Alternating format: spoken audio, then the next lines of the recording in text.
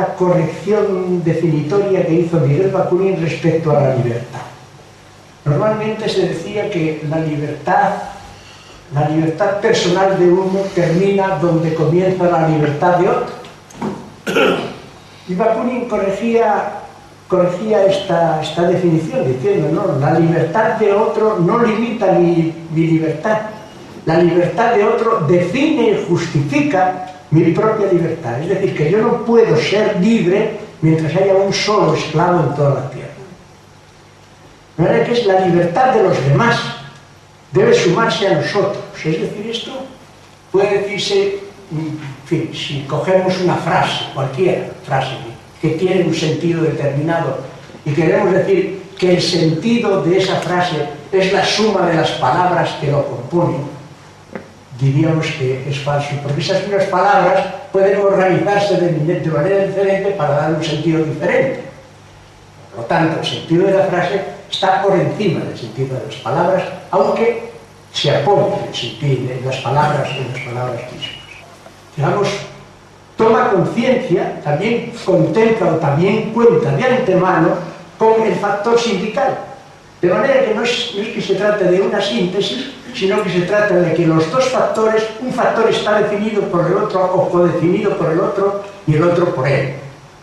Esta sería ya una definición, desde mi punto de vista, del anarcosindicalismo más clara. Bueno, con estos planteamientos, la CNT arranca, bueno, con toda la historia que acabo de decir, una historia que para mayor claridad y para ver a dónde, por ese principio entrópico que rige los movimientos sociales y que es muy tenido en cuenta por los sociólogos. La entropía social pues es una tendencia a la degeneración de todo sistema social. Y las organizaciones son organizaciones dentro del sistema social. Yo creo que esto se da en la realidad, pero no es fatal. Es decir, hay una manera de oponerse a esta marcha entrópica que pueden tener las cosas. Pero esa marcha entrópica, para resistir a esa marcha entrópica, hay que oponerse a la sociedad misma, hay que oponerse a las modas, hay que oponerse a la historia, a esa historia falsa con la que nos escriben. Es una historia de acontecimientos. Es, digamos, un momentismo perpetual. De manera que en esto hay que tener mucha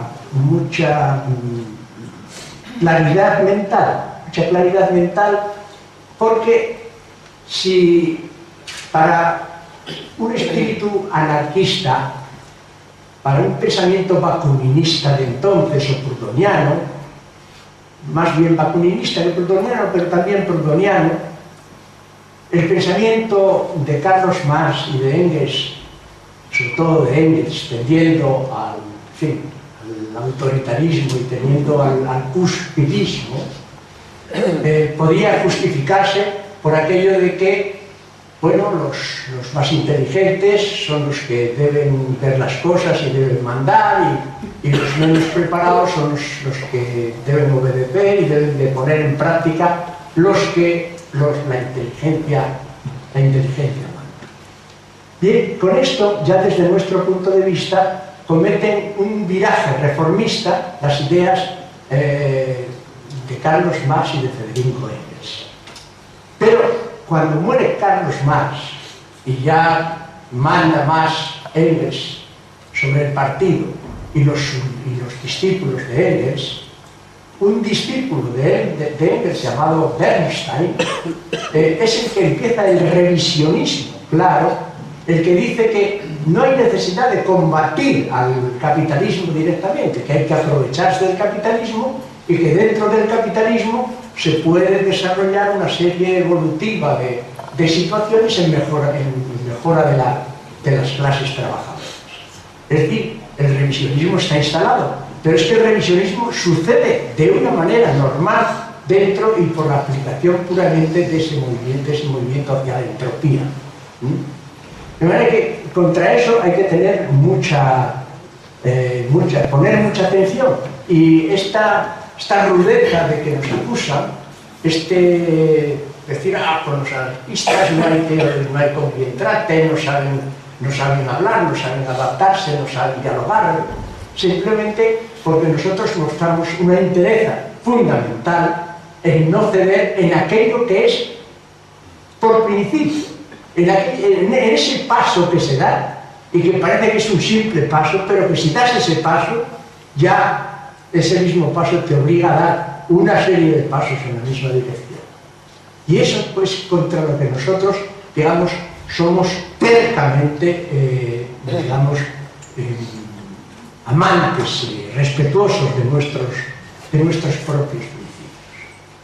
Es así, entonces, como, pues, en aquel desarrollo de la AIT, en las diversas formas que toma, a finales del siglo pasado ya, en Francia sobre todo, pues aparece la idea de que el sindicalismo puede desarrollarse perfectamente al margen de los partidos políticos. Y no solamente eso, sino que entienden que los partidos políticos corrompen el movimiento sindical en el sentido de que se lo apropian y lo utilizan instrumentalmente para sus fines políticos. Es así como nace la Confederación Nacional du Travail, que va después, cuando se va a unir con Les Bourses du Travail, las bolsas de trabajo, dirigidas entonces, donde tenía una gran influencia Pelletier, un hombre de ideas perfectamente anárquicas, perfectamente anarquistas, va produciéndose la idea en el sentido de crear un sindicato auténticamente revolucionario que tuviera un proyecto social.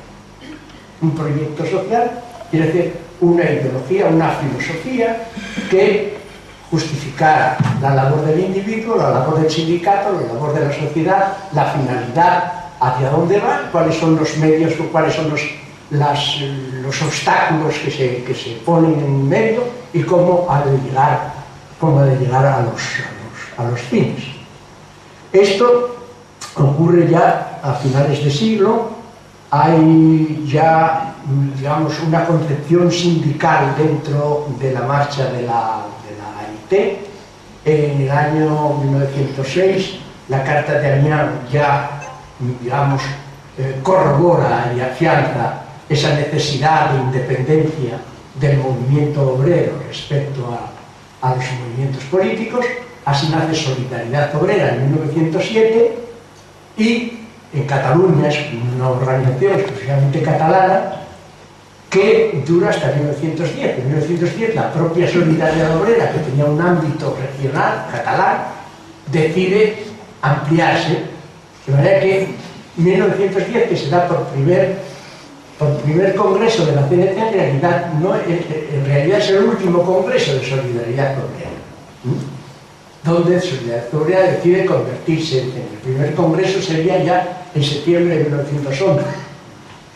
En septiembre de 1911 la CNT ya hace, digamos, una expresión de lo que va a ser su propio destino, su propio futuro, porque nada más nacer en solidaridad con unos huelguistas de Bilbao, movimiento metalúrgico en Bilbao muy importante.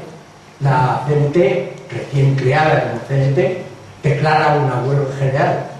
Esa huelga general da lugar a que la pongan fuera de ley. Y está fuera de ley hasta 1914. En 1914 vuelve la ley, pero ya cuando está la guerra europea montada, y entonces decide toda una actividad antibélica y empieza ya también sus contactos con la UGT, que entonces sí todavía tenía, digamos, un carácter revolucionario. Este carácter revolucionario de la UGT hace que la CNT pueda, junto con ella, hacer una huelga general revolucionaria en 1917, que trae como consecuencia una represión muy grande y la CNT, la CNT como heredera de todo el movimiento anterior está muy acostumbrada a las represiones, supera esta represión, lucha contra ella y ya empieza a deslindarse de la UGT, porque cuando la CNT plantea una huelga general por las represiones, los presos, los deportados, etc., la UGT se retira y entonces ya prácticamente hay un rompimiento claro con la UGT. Bien, antes del segundo congreso, que será el Congreso de la Comedia, en 1919, en la CNT ocurre una cosa importante, y es que hay un congreso regional de Sants, en Barcelona, que acuerda una cosa que el resto de la organización va a aceptar inmediatamente, y es la sustitución de los sindicatos de oficio por los sindicatos de ramo. El sindicato de oficio eran los carpinteros por un lado, los albañiles por otro lado, los metalúrgicos por otro lado, etcétera, etcétera. Pero ocurre que en una empresa hay carpinteros, hay albañiles, hay soldadores, y entonces las huelgas se hacen desde las empresas, por lo tanto tienen que ser huelgas comunes. Entonces ya un albañil que trabaje en una empresa del metal, pues está en el sindicato del metal oportuno. Y ese método hizo crecer a la CNT muy grande, porque a la CNT, digamos, por la fuerza que tenía, por la voluntad de trabajo, con todo esto, de aquí a estar en los tajos permanentemente, y en los tajos permanentemente con un método adecuado de lucha, tiene una gran expansión. De manera que el segundo congreso de la Comedia, ya los afiliados a la CNT ya son 500, 600 mil, y es un momento clave. Se llama un poco, cuando se refieren ahí a los historiadores, dicen la CNT de los años rojos. La CNT de los años rojos porque había habido una revolución en Rusia, y esta revolución en Rusia pues había tomado una serie de medidas y una orientación que empieza a chocar fuera de los ámbitos propiamente comunistas. Entonces, la CNT, en principio, hay una cosa importante, muy importante para la CNT, y es que en el Congreso de la Comedia, la CNT suscribe y abraza el comunismo libertario.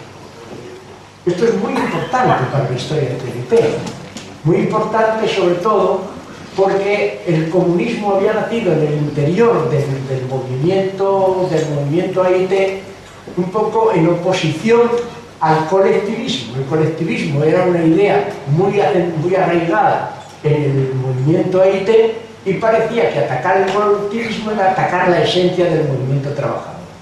Cuando en la exposición que Kropotkin hizo de todo su pensamiento sobre el comunismo libertario, el comunismo libertario no venía a negar el colectivismo, sino que venía a incrementar, digamos, la fuerza e incluso digamos, la fuerza de derecho del propio comunismo, del propio colectivismo.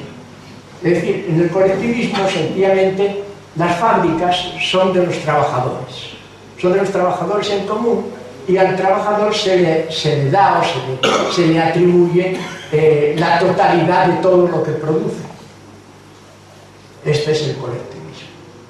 Ahora, ocurre que el que es niño no puede trabajar, el que está enfermo no puede trabajar, el que está viejo tampoco puede trabajar. ¿De dónde sale el dinero para alimentarnos?